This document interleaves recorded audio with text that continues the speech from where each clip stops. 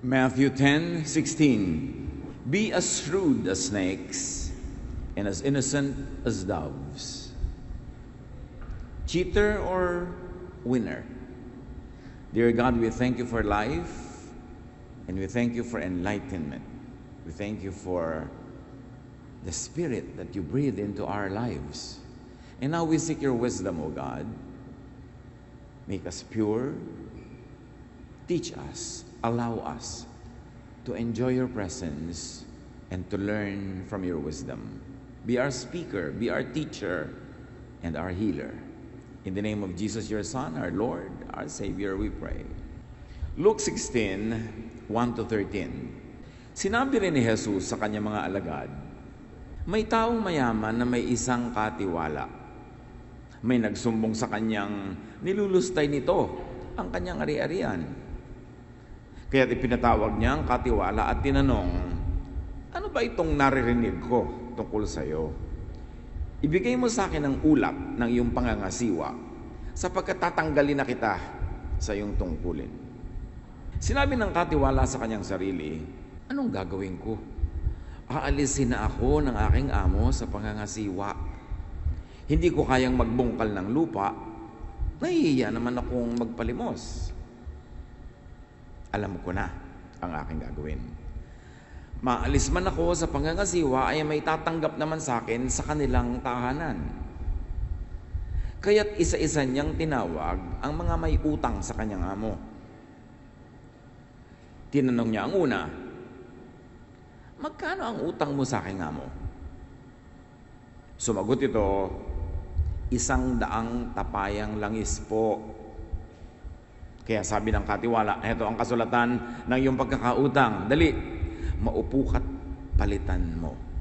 Gawin mong 50. At tinanong naman niya ang isa, ikaw, gaano ang utang mo?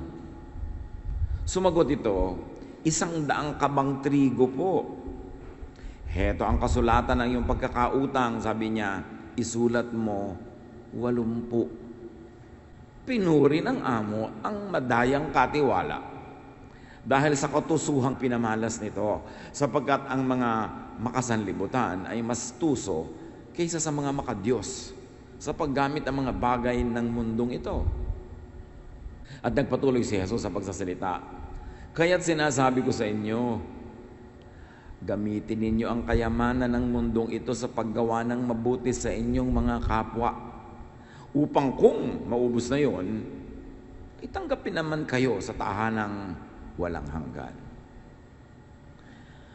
Ang mapagkakatiwalaan sa maliit na bagay ay mapagkakatiwalaan din sa malaking bagay. Ang mandaraya sa maliit na bagay ay mandaraya rin sa malaking bagay. Kaya kung hindi kayo mapagkakatiwalaan sa mga kayamanan ng mundong ito, sino ang magtitiwala sa inyo ng tunay na kayamanan? At kung hindi kayo mapagkakatiwalaan sa kayamanan ng iba, sino ang magbibigay sa inyo ng talagang para sa inyo? Walang aliping maaring maglingkod sa dalawang Panginoon sapagkat kamumuhian niya ang isa at iibigin ang ikalawa. Paglilingkuran ng tapat ang isa at hahamakin ang ikalawa. Hindi kayo maaaring maglingkod sa Diyos at sa kayamanan. Isa sa mga pinakaiiwas-iwasang i-preach ang message na ito kasi parang ang gulo. Nakakalito. Bakit matapos na palitan noong manager ang mga utang ng mga nagkakautang sa amo niya, pinuri pa siya ni Jesus? Ano ba ang talagang lesson nito? Himay-himayin natin. Luke 16:1-2. Jesus said to his disciples, a rich man wanted the manager to take care of his business. But he was told that his manager was wasting money. Remember, he was told, it was not verified. The servant did not deny nor accept the accusation. The owner was just told, maybe truthfully, maybe falsely, that his manager was dishonest or wasting money. Verse 2. So the rich man called him and said, What is this I hear about you? Tell me what you have done. You are no longer going to work for me. Nadinig pa lang naman, hindi pa talaga na-verify, pero tatanggalin na siya sa trabaho. The main lesson here, my brothers and sisters, focus on the main lesson, is accounting, auditing, the issue of wasting money that did not belong to the manager but belonged to the master. The issue here is accountability, wisdom in handling the master's resources. Another sub-issue was the position, the salary, and the tenure of the manager, na apparently walang katiyakan kasi pwede naman siyang talagang tanggalin anytime. Focus on those major issues. Luke 16:3-4, the manager said to himself, "What shall I do now that my master is going to fire me? I can't dig ditches, and I'm ashamed to beg." So the issue here is how to secure oneself. Paano mo sisiguruhin ang iyong kalagayan sa darating na panahon? Considering the insecure situation of everyone if they are employed by someone else. So, the issue was how to secure oneself. Verse 4, "Now I know what I'll do so that people will welcome me into their homes after I've lost my job." Remember, the employees then did not go to their workplace 8 to 5. Doon sila nakatira sa bahay ng mga amo nila. At usually, wala silang mga sariling bahay kasi sobrang mga mahihirap ang mga taong ito. Konti lang ang mayroong kabuhayan ng araw. So, pagka sila ay tinanggal sa kanilang trabaho, wala rin silang titirahan, wala silang kakainin, walang lahat. So, the issue here was to find security. No? Security not in one's pocket or its content, but in people's homes, which really is in people's hearts. Sabi niya, wala na ako sa heart ng amo ko, therefore mawawala na ako sa home niya. Kailangan pumasok ako sa heart ng iba para makatira naman ako sa home nila. At yun ang gagawin kong goal ngayon to secure my future. Luke 16:4 has something to say about this issue. "I know what I will do." Sabi ng easy to read version. "I will do something to make friends, so that when I lose my job, they will welcome me into their homes." And the New Testament Pinoy version says, "Alam ko na. Kahit matanggal ako sa trabaho, may tatanggap naman sa akin sa bahay nila. Kaya meron akong dapat gawin." Focus on the main lesson. Use worldly position, power, wealth, and resources to make friends. To do good to people, to invest in earthly goods in eternity. Ang issue dito ay ang paggamit ng earthly goods for eternal, for social, emotional, and spiritual gain. Namili kasi, granting na guilty siya, may maling pinili itong manager na to, itong empleyadong ito. Gain money, but lost the confidence, the love, the affection, the heart, and therefore the home of his master. Sa kanyang pagpapahalaga sa pera, ang nawala yung amor sa kanya ng kanyang amo. Kaya mawawala na siya sa buhay ng kanyang amo. So, nakita niya na ang pagkakamali. Yung hindi niya pinahalagahan yung pagmamahal, yung pagpapahalaga ng kanyang amo. Kaya ngayon, re-repere na niya yon. Pwede naman siya talaga magupit pa dahil nasa poder pa siya, nasa position pa siya. Pero kung kukupitin niyo yun, ilalagay niya uli sa bulsa niya, mauubos ninyo na agad. So sabi niya, nawala ang pag-ibig, ang amor sa akin ng aking amo. Therefore, ang kailangang magkaroon na kapalit, pag-ibig, amor ng ibang tao rin naman. Lumabas ako sa puso niya, kailangan pumasok ako sa puso ng iba. So, ginawa niya yung ginawa niya. Luke 16:5-7. Then one by one, he called in the people who were in debt to his master. He asked the first one, "How much do you owe, my master?" 100 barrels of olive oil, the man answered. So the manager said, "Take your bill and sit down and quickly write 50. So binawasan niya yung utang, naging 50 na lang. Sabi siyempre nung nagkakautang, thank you ha. Bukas mag-lunch ka sa bahay." Then the manager, verse 7, asked someone else who was in debt to his master, "How much do you owe?" 1,000 bushels of wheat, the man replied. The manager said, "Take your bill and write 800. Binawasan ng 200 na kaban ng trigo ang utang. Thank you ha, bukas mag-dinner ka sa bahay."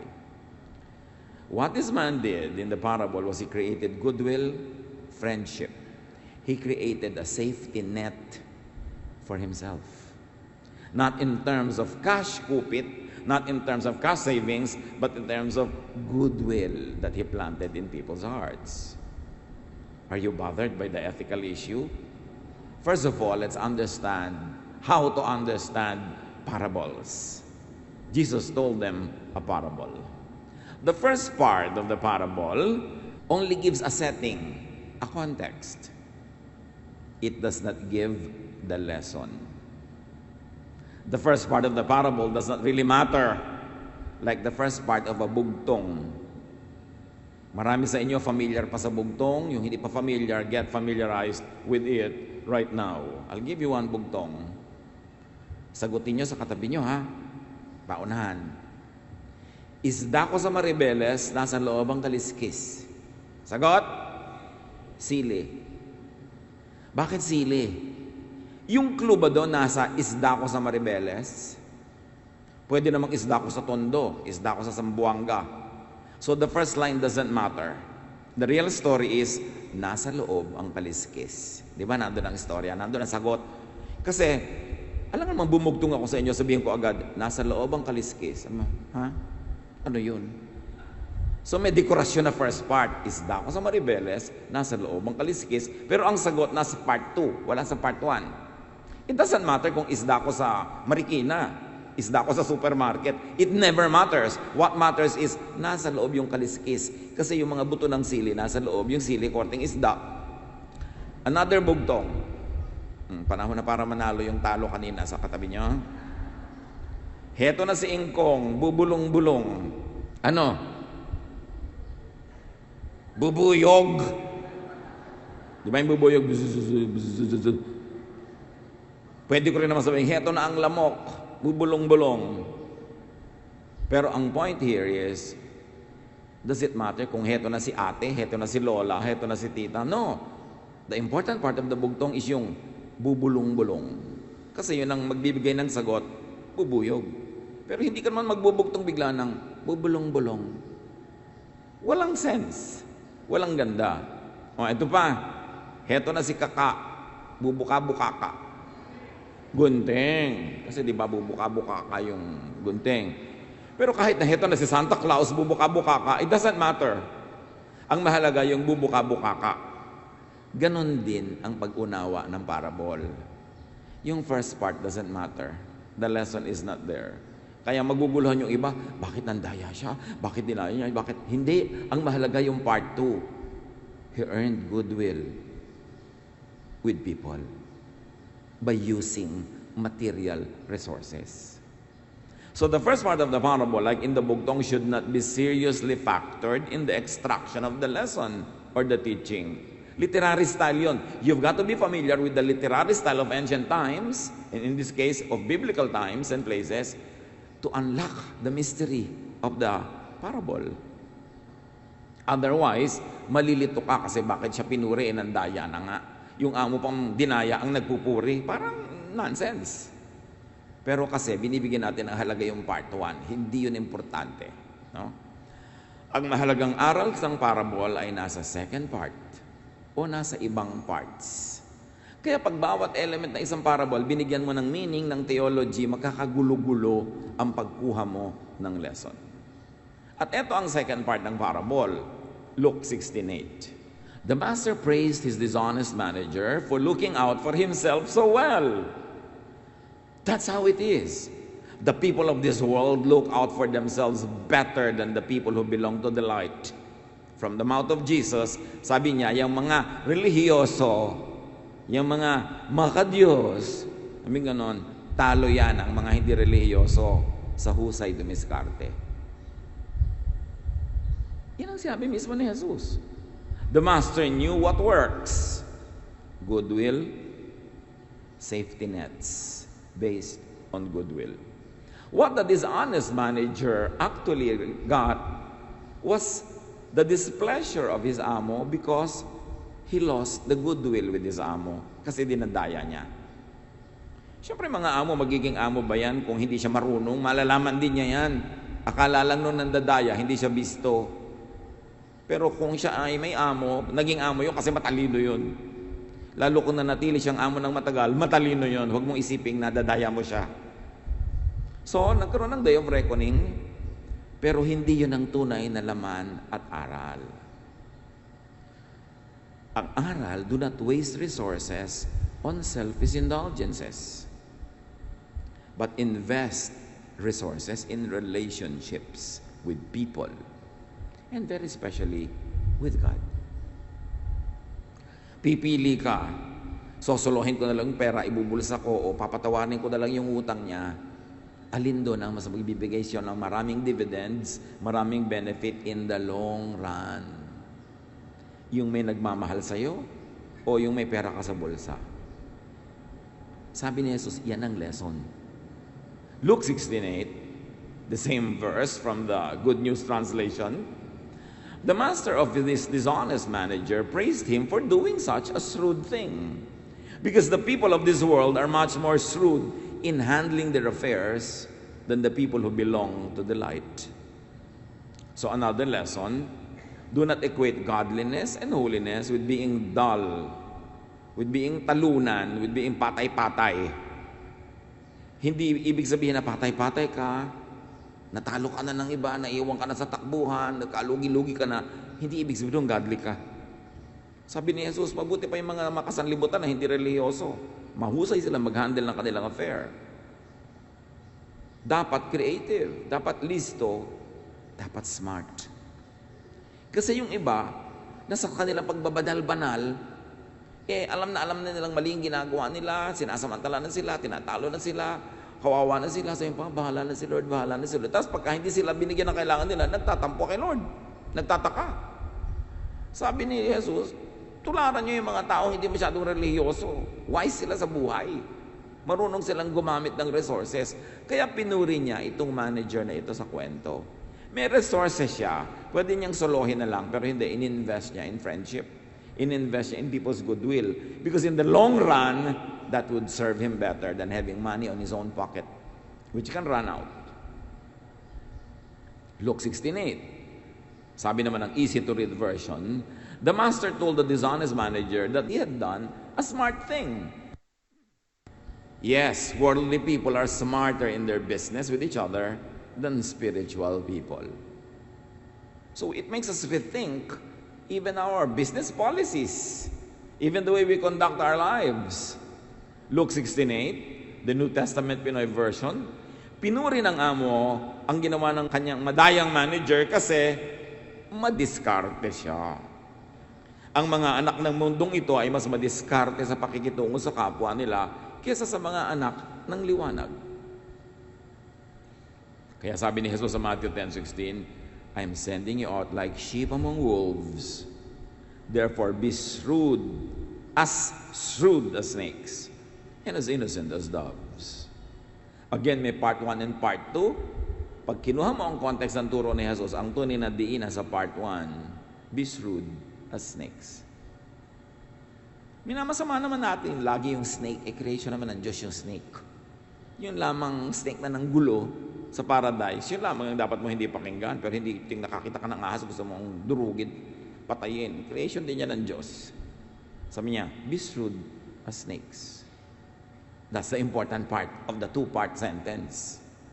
Yung iba naman, ang inuunan nila, be innocent as doves, kaya nire-rape na, hindi pa kumikibo. Naabuso na, hindi pa kumikibo. Sabi nitong storya ni Jesus, the people of this world are smarter. And that was not said for nothing, for no reason. It means sit up and learn. Now to continue the story, Luke 16:9. My disciples, I tell you to use wicked wealth to make friends for yourselves. Then when it is gone, you will be welcomed into an eternal home. So, sabi niya, tulad ng manager, gamitin niyo yung resources, yung power, influence, to make friends. Of course, this is a symbolic story. The real heart of the matter is to make friends with God rather than with earthly things. To use earthly things to win the favor and goodwill of God. That is the underlying lesson.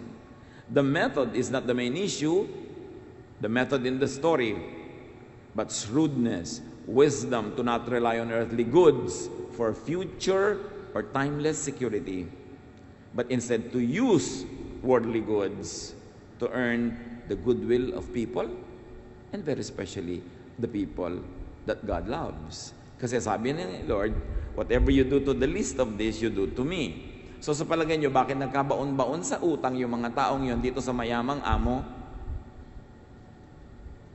Kasi very oppressive ang system nung araw. Kahit sa ating bayan, nung araw, pagka magsasaka ka, uutang ka sa landlord ng isang kabang bigas, ang bayad mo na nun, 3 na. Lulubog ka ng lulubog sa utang. Kaya ang mga kwento ni Jesus, laging, ang laki na kayang utang nito, ang liit ng utang nun, pero pinatawad sila lahat. Kasi alam ng Diyos na ang daming nagkakalubog-lubog sa utang, hindi dahil hindi lang sila marunong magbayad, although may ganon, hindi dahil lang pabaya sila, kundi the economic system of the world has been very oppressive to the poor. Hindi ka talaga matitigil lumubog ng lumubog. Kaya ang ginawa nitong matalinong manager na pinabawasan niya yung mga utang, siya ang nagko-compute, di ba? Meron kalahati ang binawas, meron 20% ang binawas, kasi siya rin ang nakakaalam kung gaano kalaki yung abuso ng amo niya sa pagpataw ng interes sa utang ng mga tao. Kaya actually, hindi masama yung ginawa niya by greater value system. Kasi alam niya kung paano ginigipit ng mayaman na mahirap. So ang totoo, maganda nga yung ginawa niya. He used what was in his power para alisin yung burden ng mga burdened. Alisin yung kanilang pagkakagipit sa buhay na ini-impose sa kanila ng forces beyond their power. Kaya yung pagpapagaan ng utang, pagpapatawad ng utang, pinuri. Pero siyempre, hindi natin siseriousin nga yung kwento na yung amo niya, lahat-lahat yan, dekorasyon lang yun sa kwento. Kasi ang tunay lang sabihin ganito, gamitin mo ang worldly resources to be good to people, and when you're good to people, God will reward you. Pero napaka-cold naman ng kwento na yon, so nilagyan ng mga dekorasyon, mga ganyan-ganyan. Ganon yung parable. But focus on the main issue. Luke 16:9, I tell you, use the worldly things you have now to make friends for later. Then, when those things are gone, you will be welcomed into a home that lasts forever. So you see the parallelism here? Ginawa ng mabuti nitong manager yung mga nagkakautang para kung palayasin na siya ng amo niya, may mga bahay na matiran siya, yung mga tumatanaw ngayon sa kanya ng utang na loob o nagmamahal na sa kanya dahil tinulungan niya. Pero yung home ng mga yon, representative pa lang ng tunay na home na tinutukoy ni Jesus, and that is our eternal home. That when you do good to people, when you help the needy, when you use worldly resources to relieve their suffering, to do good to them, you will be welcome in the heavenly home of our God. Napakalinaw ng parallelism. Huwag lang tayo magpapagulo sa mga detalyeng dekorasyon ng kwento. Luke 16:9 ng Pinoy version, sinabi ko sa inyo, gamitin nyo ang pera ng mundong ito para magkaroon kayo ng mga kaibigan. Para pag naubos yun, tatanggapin kayo sa tirahang walang hanggan. Baligtad kasi ang ginagawa ng mga tao. Nasisilaw sila sa pera, pinaglilingkuran nila ang pera, kahit masira sila sa kanilang amo, kahit masira sila sa kanilang kaibigan, kahit masira sila sa kanilang kamag-anak, mga mahal sa buhay, kahit ang sarili nilang mga isip ay masira, maguluhan sila, mag-guilty, kahit na sila magtago, makakomit ng crime, magkapera lang, baligtad. Sabi, ang pera, ginagamit mo yan to win hearts. not to lose friendships. And that was a very important lesson in the parable. Use worldly resources for emotional and spiritual gain. But emotional, pag naman talaga nagbibigay ka, lalo sa mahal mo o sa nangangailangan, may saya ka. Pero pagka inaagawan mo yung mga tao, ninanakawan mo sila, dinadaya mo sila, kahit may pleasure ka, mayroon kang lungkot. Ang sinasabi ni Jesus, unahin mo kung ano nagpapasaya sa spirito mo. Yung pong pagbibigay, pero nakakalungkot po sa bulsa. Alin ang mas mahalaga sa iyo, yung bulsa o yung puso mo? Puno yung bulsa mo, pero malungkot yung puso mo. Yun ang lesson. Kung meron kang material thing, meron kang earthly power, earthly influence, gamitin mo yon to do good to people, especially the needy, especially the victims of injustice. And God will favor you. Plus, bonus, baka sakaling itong mga taong ito, tumanaw din sa'yo at mahalin ka rin, although that does not always happen. But what will always happen is, yung sabi ni Jesus, whatever you do to the least of this, you do to me. Therefore, may premyo ka sa akin kung wala man sa kanila. Kung sila nagpremyo din sa iyo, edi bonus. Pero with or without bonus, ako ang magbabayad sa iyo ng lahat ng mabuting ginagawa mo sa iyong kapwa.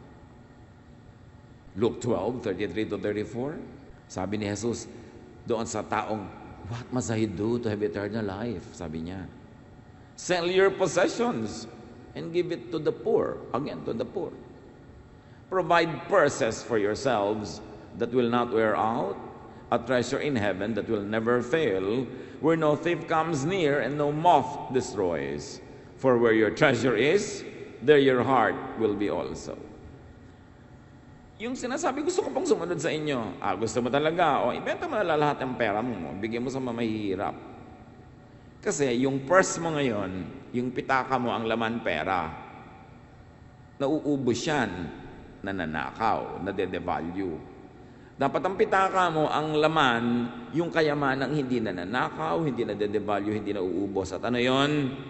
Yung favor ng God. Na nabibigay sa'yo kung nalulugod ang Diyos sa'yo.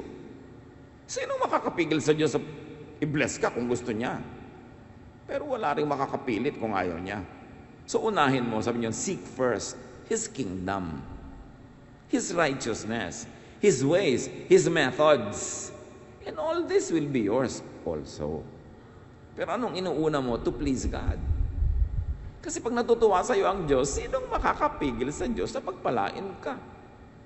At ibinigay na sa atin ng isa sa mga pinaka-sure ways to please God. To serve, to help the needy, the sick, the weak, the suffering, the stressed, the tired, the hungry, the cold, the naked.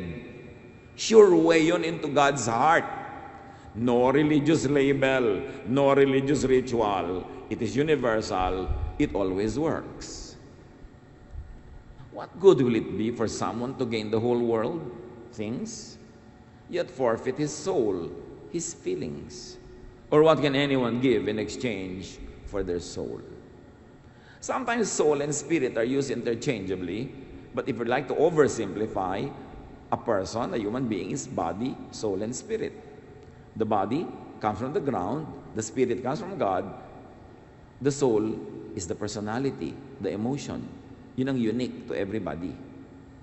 All the spirit that comes from God comes from the same God, so magkakamukha yun.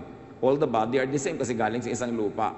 But nagkakaiba-iba tayo sa soul, sa personality, sa feelings, kasi yun yung pinagsama-samang body and spirit and our experiences. Kaya yung soul, pwede mo rin basahin yun na feelings, emotion, personality. Sabi ganon, anong mabuting magagawa sa'yo kung napasayo ang lahat ng things, pero feeling bad ka naman? Feeling lonely, feeling sad, feeling isolated, feeling guilty.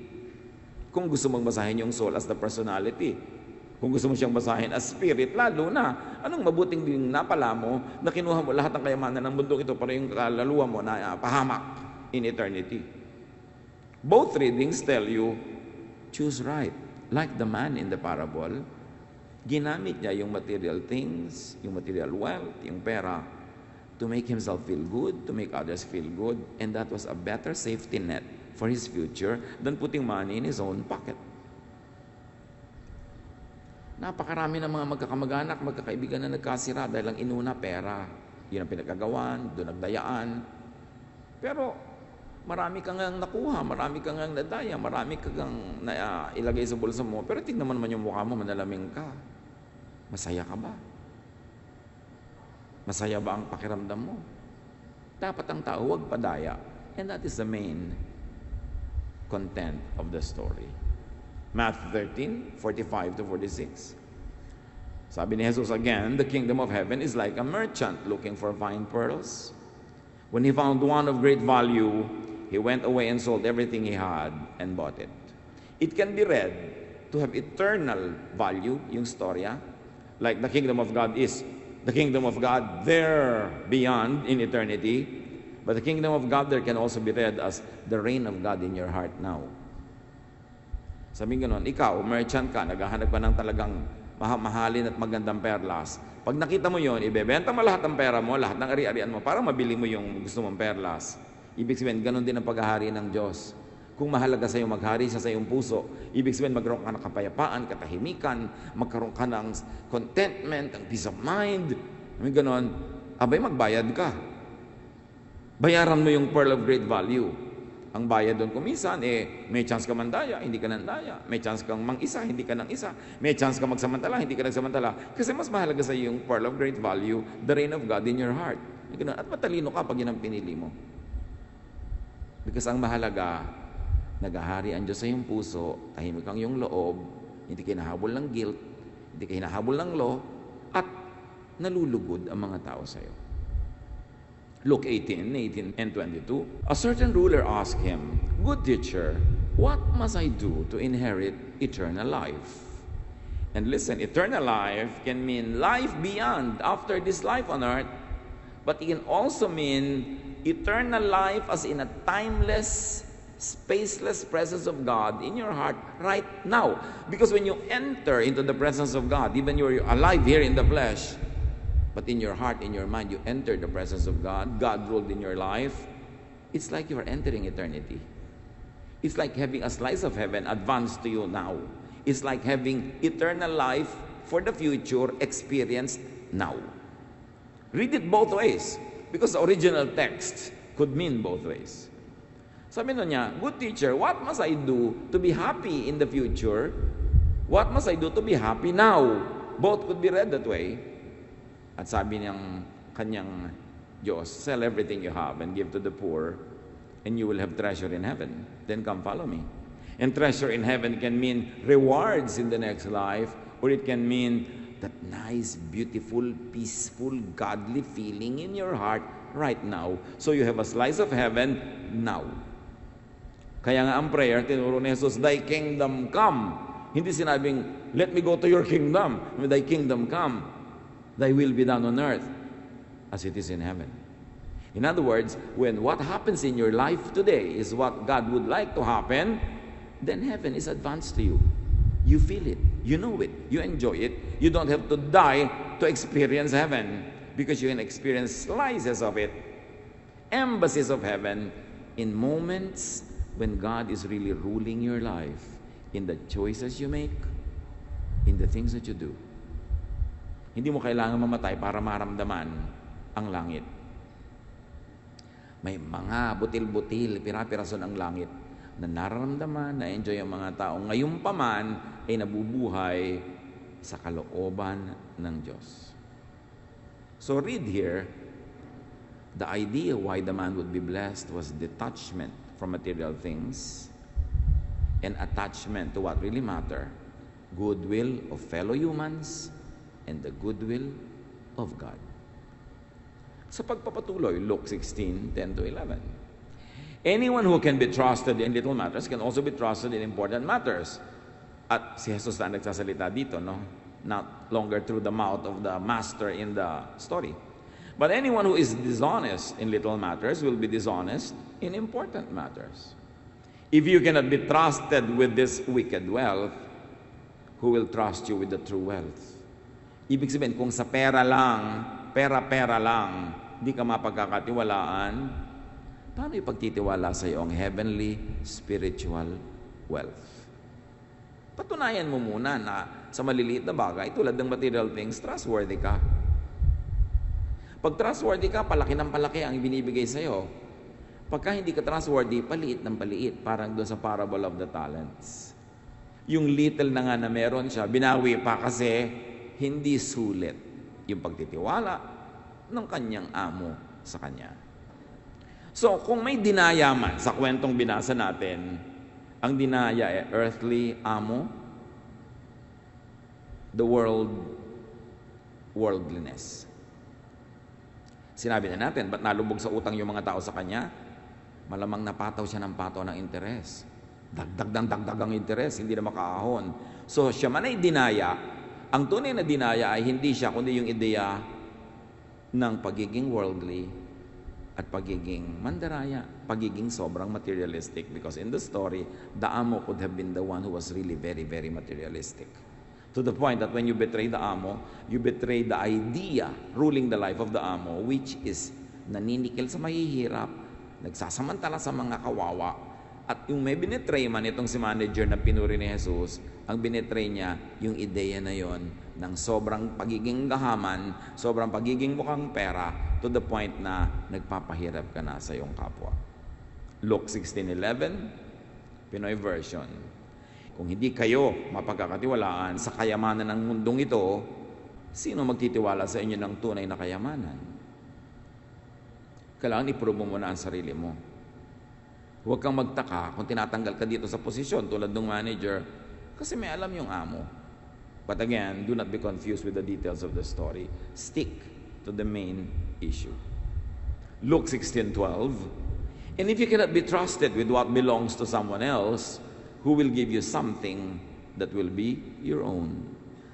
Kung inaaksaya, kung sinasayang mo ang ari-arian ng iba, ba't ka naman bibigyan ng Diyos na pang sayo talaga? Ang test nga, yung ari-arian muna ng iba. Matthew 25:26-27, yung tamad na servant na hindi niya pinadami yung puhunan na binigay sa kanya. His master replied, "You wicked, lazy servant. You should have put my money on deposit with the bankers so that when I returned, I would have received it back with interest." Alam niyo yung kwento, 3 servants binigyan ng iba-ibang halaga para mamuhunan, malaki, medium at small. Yung malaki, kumita ng malaki, yung medium, kumita ng medium, yung small, walang kinita. Binaon lang niya sa lupa yung kanyang talent. So binawi. At yung talent na yun, hindi lang pera ha. Pwede yun na talent, na actual talent. Pag hindi mo ginagamit yan, mababawi yan. Ministry, position, hindi ka matapat, hindi ka tama, mababawi yan, mawawala yan. Hindi ka pwedeng makalusot kasi lahat ng bagay bigay ng Diyos. Kahit mukhang may taong ginagamit over you, God sits over all structures of power and authority. So that when you are unfaithful to the one above you, you are truly unfaithful to the God who is above everyone. Mababawi't mababawi. Hindi pwedeng dayain. Be sure that your sin will find you out. Be sure that what you do will have results. What you plant, you will harvest. Pag may hina-harvest ka ngayon na ang ganda, pwede mong kantahin yung "Somewhere in my youth or childhood, I could have done something good." O kaya meron kang naaaning hindi maganda, huwag kang magtaka, huwag kang manisi, isipin mo, anong ginawa ko? Bakit ako nalalagay ngayon sa ganito? Because God does not commit mistakes. Unless you are going through trial, which is rare. Ang tinatry lang, yung mga katulad ni Job, yung righteous. So bago mo isipin you are going through trial, isipin mo, maybe I'm going through chastisement. Maybe I'm getting what I deserve. Pero matapos mong siyasatin na yung sarili, alam mong 100%, napaka-faithful mo, tapos mahirap pa rin na nangyayari, then trial yon. Pagtiisan mo, lalampas din. Pero kung yun ay bunga ng ginagawa mo, ay magtiyaga ka. Kung gusto mong mapalitan ng bunga, palitan mo ang tanim. Luke 16:13, you cannot be the slave of 2 masters. You will like one more than the other, or be more loyal to the one than to the other. You cannot serve God and money. So in this sense, the man in the story had a choice. Will I serve money? Will I keep money? Kukupitan ko na lang tong amo ko, pero akin na lang. Pero hindi. Ibinigay niya sa mga taong napakamalamang ay kailangan talaga ng tulong, worthy of it, victims of injustice. Therefore, God is pleased. That's why Jesus commanded the man. The star lesson, yung minahalaga niya ang relasyon niya sa tao, ay ikabubuti ng tao, kesa sa maglagay siya ng pera sa kanyang bulsa. Colossians 3:2, set your minds on things above, not on earthly things. The shrewd manager did this. And this is what we can learn. Invest in the kingdom of God, which could mean invest in the hearts of people. Invest in their goodwill. Invest in helping them, in caring for them, and surely you know that you are investing in eternity. Matthew 6:19-20, Jesus says, do not store up for yourselves treasures on earth, where moth and vermin destroy and where thieves break in and steal. But store up for yourselves treasures in heaven, where moths and vermin do not destroy and where thieves do not break in and steal. You can read, store up for yourselves treasures in heaven, as doing religious, worthy things so that you will have a reward in heaven. But you can also read it, that heaven is in your heart now, so that you will feel heavenly. You will feel the presence of God and enjoy it. Store treasures in the heart, not in the pocket. Unahin mo what makes you feel good, especially helping people. What makes you feel good, especially in obeying God, rather than in obeying the call of materialism that makes you feel bad. Rather than being able to cheat, getting benefits from the cheating, but it makes you feel bad. And it destroys and cuts your relationship with everyone around. Huwag kayong padaya. Unahin nyo yung heaven. Heaven can be there after death. Heaven can be here in the heart, in the mind. Dun tayo mag-invest. What will make you feel good? What will make you feel happy? What will make you contented? What will make you feel not guilty? What can set you free from worry? Sabi ko nun, invest in your heart. And invest in the work of God if you are thinking of heaven in eternity. What the shrewd manager cheated was the world, materialism, attachment to the world. He cheated the system that was prevalent. Resources are best invested in goodwill and relationships, in securing the future, in securing even eternity future. Dun dapat ilagay ang ating mga investments. The best savings and security is not money, which will run out, because if so, the manager should have saved his own money. The best savings is not position or work, but investment in good deeds, in goodwill. Yung may mga utang sa parable, they were poor, ginigipit, kapos, weak, pressured, tired. They are the people that Jesus cares for the most. Magpatawad tayo ng mga utang ng iba, lalo't hindi naman nila kayang bayaran na. Mas pahalagahan na natin yung maganda nating relasyon kaysa yung single ka ng single. Di ka rin naman makasingil, nagagalit pa sila. At nagagalit ka dahil nagagalit sila. Wala rin naman nangyayari. Write off mga utang ng tao. Forgive, condone. Isiro nyo na. Huwag nyo nang pilitin pa to get justice out of your pautang. Give mercy instead.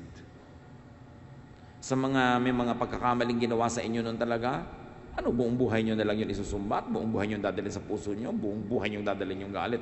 No. Ang laki ng utang mo sa akin, konti na lang. Ito, wala na lang, burado na lang. Matutuwa sa iyo ang Diyos. Sasaya ka. Gaganda ang iyong mundo. Do the work of Jesus. The work of Jesus was forgiveness, not condemnation. Secure yourself through and by investing in the wellness of your soul, in the wellness of your spirit. Whatever you gain in material things is never worth it if you have to pay with your soul, with your emotion, and very especially if it will harm your spiritual relationship with God. Dear Lord, thank you for this story. Papaglinawin mo sa aming isip ang tunay na mahalagang bahagi ng mga katuruan ito ni Jesus at ma-apply po namin sa aming buhay. Spend some time, good time with the Lord in silence, and let the Lord finish this message for you in a personal way.